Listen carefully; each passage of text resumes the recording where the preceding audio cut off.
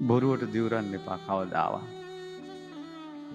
මං අඳුරන ඥාති සහෝදරියක් විවාහ වෙච්ච දවසේ ඒ කොල්ලා දිවුරුව ඔයා හැර මට කවුරුවත් නැහැ.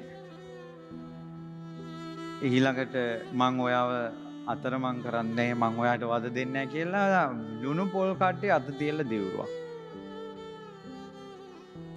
අවුරුදු 20ක් කසාද ජීවිතේ හැමදාම ගහ මරා ගන්නවා යකා යක්ෂණිවා. අවසානයේ කෙල්ල පිස්සු හැදිලා ගේ මිනිහ මිනිස්සයව දාලා ගියා.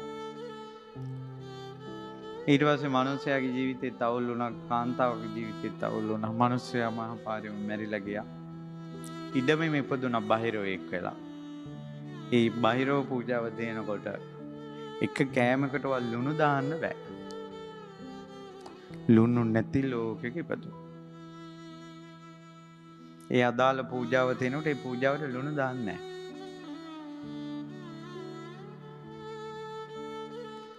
නිසා කටවල් තිබ්බ පළියට මෙහෙම කට පියාගෙන ඉඳලා ගුටි කණ එක සැපයි. ඒ නිසා සීන ලෝකෙක ඉඳින් අනපේක්ෂිතව මැරේවි. සද්ධාවට හානි කරගන්න එපා. ඔයාලගේ නිකන් ඔයාලගේ ජීවිතේ එක එකාගේ සම්බන්ධතා පවත්වා ගන්න බුදුරජාණන් වහන්සේ අපේට තියන්න එපා. ධර්මයේ අපේට තියන්න එපා.